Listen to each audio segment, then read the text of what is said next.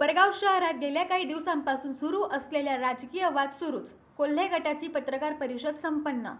अक्षय तृतीयेच्या दिवशी श्री स्वामी समर्थ केंद्रात घडलेल्या घटनेवर दिनांक 23 एप्रिल रोजी कोल्हेंच्या नगराध्यक्षांसह नगरसेवकांनी पत्रकार परिषद घेतली. ही पत्रकार परिषद माजी आमदार सौ स्नेहलताताई कोल्हे व युवा नेते विवेक भैया कोल्हे यांच्या मार्गदर्शनाखाली माजी नगराध्यक्ष राजेंद्र सोनवणे, योगेश बागुल, विनोद राक्षे, गटनेते प्रसाद आढाव, संदीप देवकर, अनिल आव्हाड, संतोष गंगवाल यांनी सर्व आजी माजी नगरसेवकांच्या उपस्थितीत घेतली. यावेळी उपनगराध्यक्ष, सर्व सभापती, सर्व आजी माजी नगरसेवक, गटनेते आणि कार्यकर्ते मोठ्या संख्येने उपस्थित होते. SG मराठी न्यूज चॅनलसाठी संतोष जाधव, कोपरगाव. आणि विवेकानंदबद्दल या काही आक्षेपार्ह काही गोष्टी मी शब्द काढले हे त्यांनी चूक करू नये. परत विवेक भैयामुळे कुठल्याही प्रकारचा आरोप करू नये. त्यांनी इथं उलट संयमाची भूमिका घेतली. बाबा वाद घालू नका, आज अक्षय तृतीयाचा दिवस आहे, तुम्ही वाद घालायला दुसरी जागा आहे, परंतु या केंद्रामध्ये या ठिकाणी हा वाद घालू नका. त्यामुळं सर्व भक्तगण सर्व नाराज झाले. हल्ला झाला का? पण हल्ला झालाच नाही ना. तुम्ही व्हिडिओ बघताना कुठलाही हल्ला झालेला नाही, कुठलाच हल्ला झालेला नाही.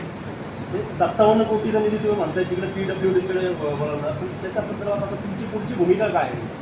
आता आम्ही हे शासनाकडे मागणार आहे. 57 कोटी शहरातील सर्व विकास कामासाठी आहे. त्याच्यामध्ये रस्ते आहेत, फाटा आहेत, बरं का. वित्त नियोजन विभागाकडून वित्त नियोजन विभागाकडून 57 कोटी रुपये आलेले आहेत आणि वैशिष्ट्यपूर्ण रूपातून 10 कोटी. याचे सगळे राजे PS रेडी, सगळं रेडी, एस्टिमेट रेडी, काहीच नाही. टेंडर झाले, काही वर्क ऑर्डर झाले. एवढं घायताळपणा वैशिष्ट्यपूर्ण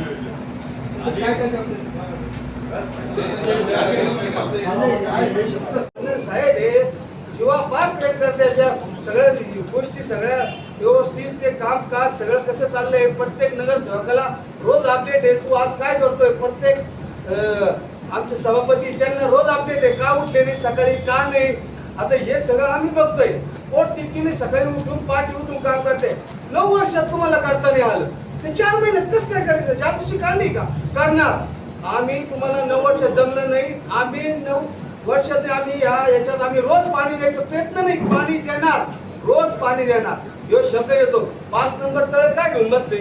त्याच्यात किती घोटाळा झालाय बापरे बाप. आता हे काही माहित नाही होय? हे काही जनतेला माहित नाही का? हे फक्त नेत्याला खुश करायकरता आम्ही काहीतरी करतो तुमच्या करता. बघा, निवडणूक होण्यात 2 महिने झालेले आहेत आणि मला तरी वाटतं की आदरणीय आपले लोकप्रिय नगराध्यक्ष परांजपे संदन साहेब हे पुरेपूर वेळ देऊन नगर परिषदेमध्ये बसलेले आहे.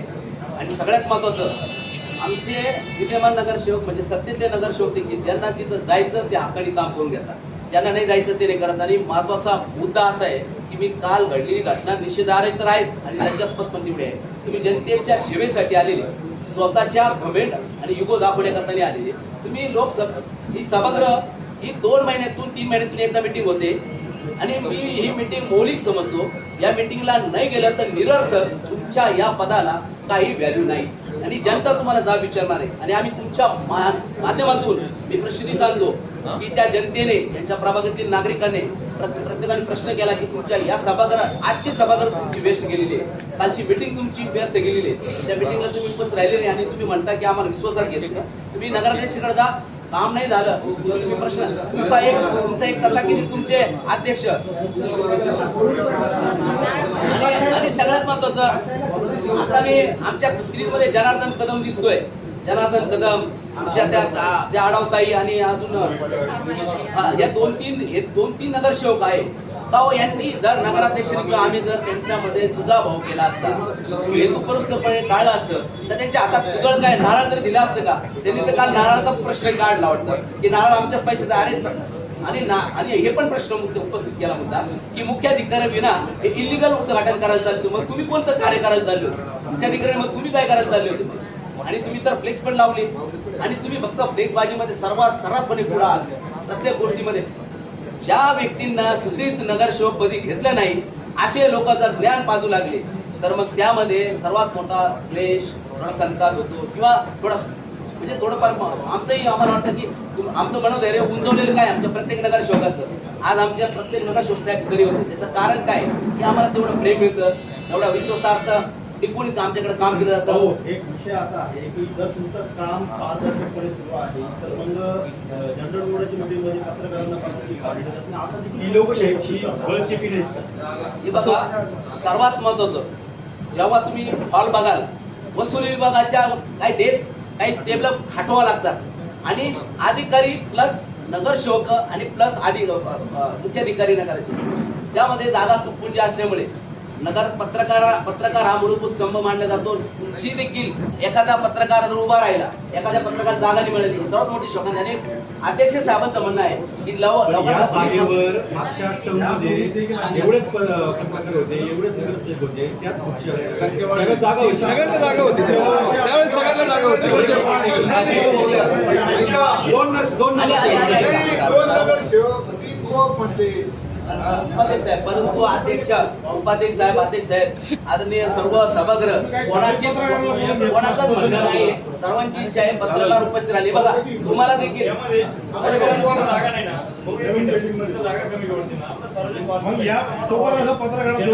नगर परिषदेचा बी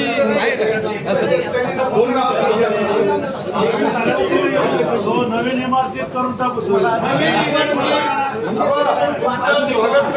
सर्व पत्रकार इच्छा आहे पारदर्शकता बघण्याकरता तुम्ही तिथं असायला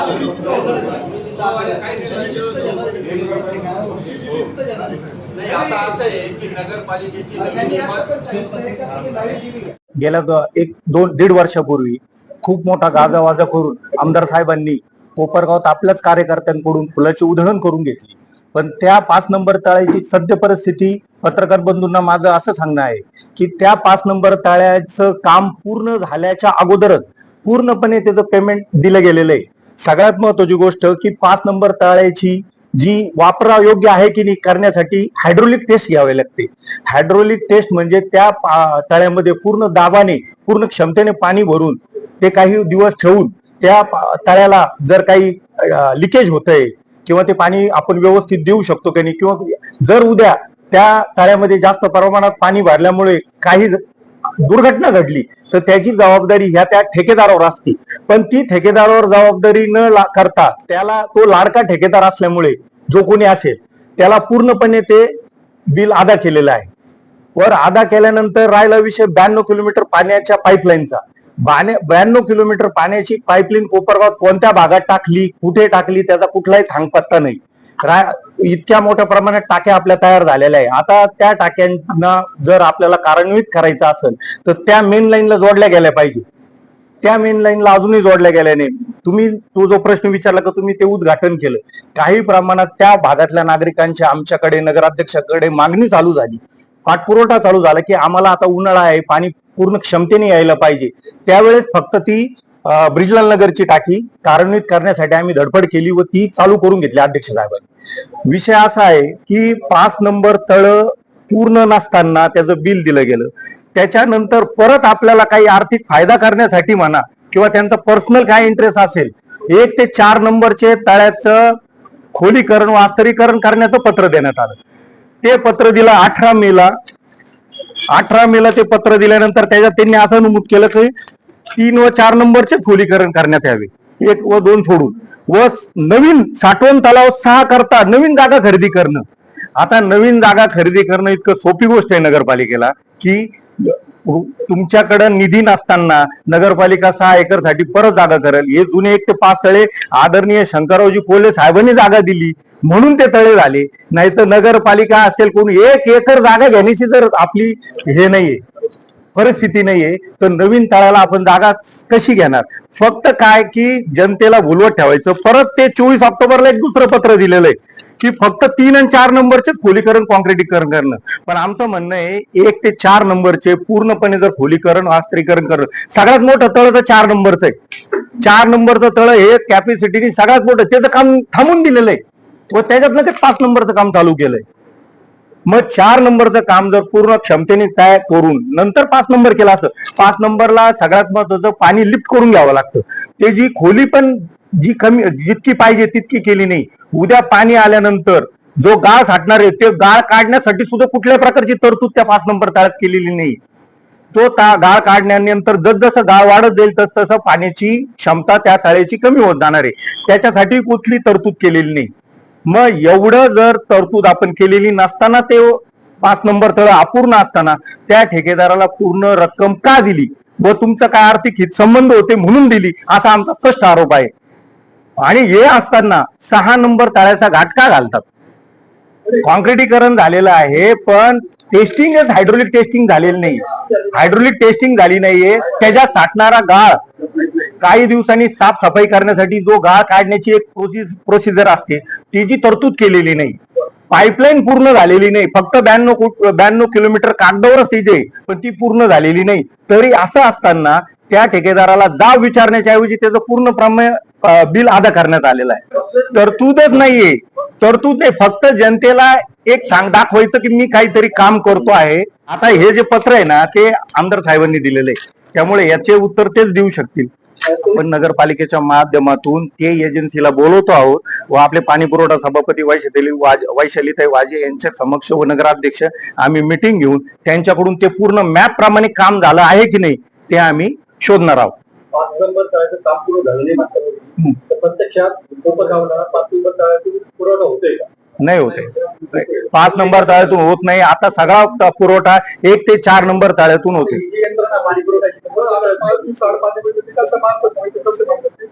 ह्या पूर्ण 1 ते 4 नंबर तळ्यामार्फतच मिळतं आणि 5 नंबर तळ्यातलं पाणी आजही आपण ते वापरात घेत नाही. पाणी प्रश्न त्यानंतर बऱ्याचशा तांत्रिक गोष्टी तुमच्या सर्व पत्रकार मंडळी समोर आता मांडल्या गेलेल्या आहे. आणि एक गोष्टीची जरा म्हणजे तुमच्याकडनं आता प्रतिप्रश्न केला गेला की खरंच भ्याड हा जो शब्द आहे एका तथाकथित कार्यकर्त्याने नेत्याने त्यांच्या त्या कार्यस्थळाहून पत्रकार परिषदेमध्ये म्हणाले की आमच्या काही नगरसेवकांवर त्यांनी आरोप केले की भ्याड हल्ला झाला त्यांच्या कार्यकर्त्यावर. तर तो भ्याड नाही मित्र, तुम्हाला सांगतो पत्रकार मंडळींनो की भ्याड शब्द म्हणजे तुम्हाला माहिती आहे सर्वसामान्य माहिती. भ्याड म्हणजे काय झाला? जखमी झाला का? त्याला कुठं परत कुठला मारहाण केली का? डोक्यात कुठले घाव झाले? हे बघा, आमचे सन्मानी नगरसेवक त्या ठिकाणी विद्यमान नगरसेवक उपस्थित होते आणि त्यावेळी समोरचा जो तथाकथित कार्यकर्ता नेता जो अग्रेशन मध्ये दिसत होता त्यांना फक्त बाजूला सारलं. का सारलं तुम्हाला सांगतो मी. तिथं कोणी बोलले नाही किंवा प्रश्न उपस्थित केला नाही आमच्या लोकांनी. ज्या माणसावर कोले परिवाराचा उपकार आहे, ज्या माणसाचं कोपरगावच्या नगर परिषदेच्या कोनशिलेवर नाव कोरलं गेलं आहे त्याला आम्ही त्या पोटतिडकीने त्याला त्या निवडणुकीत ज्यावेळेस कैलासवासी पुरबजी कुदरेंचं निधन झाल्यानंतर त्यांना निवडणुकीमध्ये आदरणीय बिपिन दादा कोले साहेब स्नेहलताताई यांनी पोटतिडकीने जीवाचं रान करत आमच्यासारखे सर्व कार्यकर्ते त्या निवडणुकीमध्ये संघर्षाची निवडणूक आणि या माणसाच्या घरावर देखील त्या एकदा हल्ला झाल्यानंतर त्या ठिकाणी संरक्षण द्यायला आमच्यासारखेच कार्यकर्ते. मग अशा उपकार म्हणजे आमच्या कोले परिवाराचे उपकार आणि यांचं कुठेतरी नाव झाल्यानंतर मग हा कार्यकर्ता जेव्हा त्यांचं नाव झालेले त्या ठिकाणी येऊन आमच्या नेत्यांना समजा प्रतिप्रश्न करतोय तर त्यावेळेस ते फक्त त्याला थांबवण्याचा प्रयत्न केला. त्या ठिकाणी कुठलाही भ्याड हल्ला झाला नाही. परंतु सर्वप्रथम त्यांनी जो आरोप केला तो अतिशय धादांत आहे. आपल्या सगळ्यांना माहिती आहे की कोपरगाव शहरासाठी पाणी प्रश्न सगळ्यात महत्वाचा आहे. माजी आमदार स्नेहलताताई कोल्हे यांनी आणि आम्ही सर्व कार्यकर्त्यांनी शहराचा पाण्याचा प्रश्न कायमस्वरूपी मिटावा याच्यासाठी तुम्ही सर्व पत्रकार बंधू पण त्या गोष्टीचे साक्षीदार आहे. आम्ही निळवंड्याचं पाणी आणायचा 100% प्रयत्न केला. प्रशासकीय कामामध्ये आम्ही त्याचा पाठपुरावा केला आणि शहराचा जो पाण्याचा प्रश्न आहे त्याच्यासाठी स्वच्छ आणि योग्य रीतीने पाणी मिळावं याच्यासाठी निळवंड्यासाठी आम्ही पूर्ण प्रयत्न केले. परंतु शहरामध्ये स्वच्छ पाणी येईल आणि शहरासाठी रोज पाणी येईल हे ज्यावेळेस जनता सांगेल आणि त्याचं पूर्ण श्रेय आदरणीय आमदार स्नेहलताताई कोल्हे यांना मिळेल याची धास्ती विरोधकांना होती. त्यामुळे त्यांनी त्या योजनेला अप्रत्यक्ष मोठ्या प्रमाणात विरोध केला आणि निळवंड्याचा जो आमचा मोठा प्रकल्प होता जो शहराच्या इतिहासामध्ये सुवर्णाक्षरात उचलला जाईल ही योजना त्यावेळेस विरोधकांनी हाणून पाडली आणि त्याच्यानंतर शहराला आम्ही काहीतरी करून दाखवतो हे दाखवण्याचा त्यांचा केविलवाना प्रयत्न झाला. आम्ही निळवंडाच्या पाण्याच्या त्या योजनेसाठी 2 वर्ष अहोरात्र मेहनत केली. आमदारताईंनी त्याचा कायम पाठपुरावा केला. मंत्रिमंडळ असेल, विधान भवनामध्ये त्यासाठी ज्या ज्या काही गोष्टी करायच्या होत्या त्याच्या अनुषंगिक सर्व गोष्टी केल्या, परंतु दुर्दैवानं त्याला यश आलं नाही. मग हे यश याचं खापर आपल्यावर फोडल याच्यासाठी 5 नंबर तळाचं काहीतरी आपण करायला पाहिजे. 130 कोटीची योजना आहे. त्या योजनेचे पैसे पण दिले गेले, परंतु त्याची किती परिस्थिती आणि काय परिस्थिती आहे आम्ही सांगण्यापेक्षा आपण सर्वजण त्या तळ्यावर जाऊ आणि तुम्ही त्याची काय परिस्थिती ते तुम्ही ठरवा. विरोधक आमच्यावर काय आरोप करायचे करू द्या. तुम्हाला हे मान्यच करावं लागेल की गेल्या 4 महिन्यापासून आम्ही 3000 कोटी आणले, 4000 कोटी आणले, याची वल्गना नाही केली, परंतु जनतेने साफ नाकारलं. त्यांना नगराध्यक्ष पदाने सत्ता आमच्याकडे दिली. या वैफल्यग्रस्तेतून ते अजून काही बाहेर पडलेले नाही. तुम्हाला जनतेने कशासाठी मध्ये पाठवलं? जनतेचे कामं करण्यासाठी पाठवलं. निवडणूक झाली, विषय सोडून द्यायला पाहिजे होता. आताच आमचे ज्येष्ठ सहकारी राजाभाऊ सोनवणेंनी पण सांगितलं 57 कोटीचा तो विषय आला. तुम्हाला जर जनतेचा कळवला आहे, कामं होणे गरजेचं आहे, बर त्या निधीमध्ये फक्त आमच्याच नगरसेवकांचे काम आहे का? अजिबात नाही, सर्वांचेच काम आहे. मग तुम्ही त्या नगरसेवकांना विचारलं का, तुमच्या पार्टीच्या लोकांना, की तुम्ही खरं विरोध करताय ते योग्य आहे का? त्या नगरसेवकांची सुद्धा हतबलता आहे. मी तुमच्या माध्यमातून त्या नगरसेवकांनाच विनंती करतो, तुमच्या वार्डात जर काम करायचं असेल ना, तुम्ही मान्य नगराध्यक्ष साहेब संदन साहेबांना तुम्ही विनंती करा. आम्ही आमचे 10 कामं करायचे, तुमचे 2 कामं करूच ना, पण तुम्ही तुमच्या हतबलतेमधून विकास कामाला खोडा घालायचं कार्यजनच नाही. तुम्ही एक लक्षात घ्या, त्या ज्या योजना आहेत त्या किती कार्यान्वित झालेल्या आहे. मुद्दा तोच आहे पत्रकार साहेब. आम्ही तुम्हाला काय सांगतो, आम्ही काही म्हणण्यापेक्षा तुम्ही त्या ठिकाणी झाला. जर पूर्ण योजना झाली तर शहराला त्या पद्धतीत पाणी यायला पाहिजे. 130 कोटीचे आतापर्यंत जे काही देयके होते ते देऊन झाले. नगर परिषदेला राज्य शासनामार्फत प्राप्त झाला होता. राज्यात महायुतीचं सरकार आहे. मुख्यमंत्र्यांनी हा निधी कोपरगाव नगर परिषदेला विविध विकास कामांसाठी दिलेला होता. परंतु भाजपची सत्ता नगर परिषदेमध्ये आल्यावर, भाजपचे नगराध्यक्ष नगरपालिकेमध्ये झाल्यानंतर विरोधकांकडून हा सदरचा निधी ज्या PWDला वळवला गेला, म्हणजे आमदार साहेब ज्या हजारो कोटींच्या वल्गना करतात, आम्ही तालुक्यात निधी आणला, हजारो कोटी रुपयांच्या तालुक्यातल्या रस्त्यांचं वाटोळं झालं. आपण थोड्या वेळ धरू की हजारो कोटी किती कोटी आले असतील, जे काय आले असतील.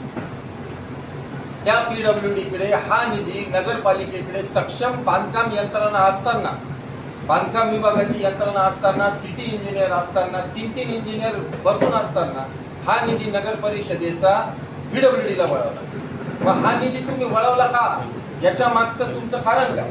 नगरपालिका सक्षम नव्हती का काम करायला? आणि नगरपालिका सक्षम असताना तुम्ही PWDकडे, ज्या PWDने सगळ्या तालुक्यात रस्त्यांची काय परिस्थिती आहे पत्रकारांना माझ्यापेक्षा जास्त माहिती. तर हा निधी कोपरगावचा वळवला गेला. त्याच्यामध्ये PMC नेमण्याकरता हे कोपरगाव शहरातले जे काम आहे ते कामांचे अंदाजपत्रक तयार करण्याकरता, त्याला तांत्रिक मान्यता PWD कडून प्राप्त करून घेण्याकरता करोडो रुपये, माजी नगराध्यक्ष राजाभाऊंनी सांगितलं, करोडो रुपये जनतेच्या कराचे पैसे त्याच्यामध्ये खर्च झालेले आहेत. म्हणजे माझा स्पष्ट आरोप आहे की कोपरगावच्या हद्दीतल्या नागरिकांचे करोडो रुपये या निमित्ताने वाया गेलेले आहेत. आणि एका रात्रीमध्ये GR येतो, नगर परिषदेवर येऊन धडकतो की सदरचे पैसे हे PWDला वळवले आहे. सार्वजनिक बांधकाम विभाग ही कार्यान्वयन यंत्रणा असेल. नगरपालिकेमध्ये भाजपची सत्ता येण्याच्या अगोदर तुम्ही निधी का वळवला नाही PWDला? भाजपची सत्ता आल्यावर म्हणजे एकीकडे तुम्ही सांगायचं का आम्हाला विकास करायचा आहे का विकासात अडथळा आणायचा आहे, हा प्रश्न या निमित्ताने मी उपस्थित करू इच्छितो. तिचे GR आता गेल्या काही 1-1.5 महिन्यापूर्वी आले, त्या GRची प्रत मी आपल्याला देतो. मग त्याच्याकडे काय असतं, त्याला पत्रव्यवहार आम्हाला माहित नाही की त्याचा काय पत्रव्यवहार झालेला आहे. परंतु नगर परिषद त्या 57 कोटी रुपयाच्या कामांपैकी काही कामांना प्रशासकीय मान्यता मिळाली आणि 10 कोटी रुपयाच्या कामांना पूर्ण प्रशासकीय मान्यता मिळाली. त्याची निविदा प्रक्रिया चालू, त्याच्यासाठी पैसे खर्च झाले, काही कामांचे त्याच्यामध्ये टेंडर झाले, काही कामांचे टेंडर लाईव्ह आहे, काही कामांच्या वर्क ऑर्डर झाल्या आणि मग ते टेंडर कामं तिकडे वळवले गेले. मग हे काम कोणाचं हे काय तुम्हाला सांगणं इतके तुम्ही समजदार आहात? नाही, निविदा प्रक्रिया राबवायला कोणताही विलंब झालेला नाही. नगरपालिकेमध्ये भाजपची सत्ता आल्यानंतर योग्य पद्धतीने निविदा प्रक्रिया, म्हणजे काही निविदा प्रक्रिया आचारसंहितेच्या अगोदरच्या होत्या, म्हणजे आम्ही नगरपालिका निवडणूक लागण्याच्या अगोदरच्या निविदा प्रक्रिया होत्या.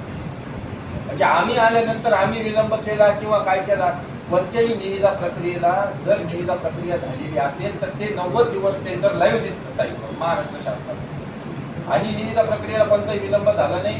उलट नगरपालिकेचा निधी कोपरगावच्या जनतेच्या नागरिकांनी खर्च केलेल्या करातून खर्च झालेले पैसे वाया गेलेले असं या निमित्तानं माझं स्पष्ट आहे.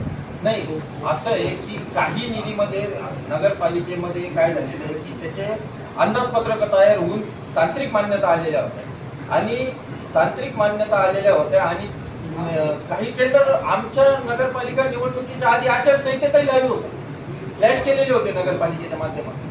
आणि नगराध्यक्ष हे झाल्यानंतर प्रलंबित कामं, जसं तुम्ही बघू शकता आता रामनवमीच्या निमित्ताने पालखी रस्ता, म्हणजे कोपरगाव शहरामध्ये मला सांगायला आनंद होईल, विवेक भैया कोल्हे यांच्या नेतृत्वाखाली आमदार स्नेहलताताई कोल्हे यांच्या नेतृत्वाखाली जे काही राज्य शासनाचे किंवा जिल्हा नियोजन निधीमधून जे पैसे आले त्यांना गती देण्याचं काम हे नगराध्यक्ष व आमच्या सर्व सहकारी नगरसेवकांनी केलेले आहे. जसे की पाणी पुरवठा योजनेमध्ये टाक्या तयार होऊन 2 वर्ष पूर्ण झाली, त्याच्यानंतर पाईपलाईन कार्यान्वित झालेल्या नव्हत्या, म्हणजे 2 वर्षाच्या पूर्वीचे 4 वर्षाचे. आता आमचे नगरसेवक इथं अनिल आप्पा आव्हाड बसलेले, त्यांनी नगरसेवक झाल्यानंतर सतत पाठपुरावा केला की पालखी रस्त्याचं काम जे आहे ते लवकरात लवकर करू. नगराध्यक्ष आले आणि तुम्ही रिझल्ट पाहिला की 3 महिन्याच्या आत काम पूर्ण झालं. जे काम 4 वर्षापूर्वी पासून अपूर्ण होतं ते काम पूर्ण झालेलं.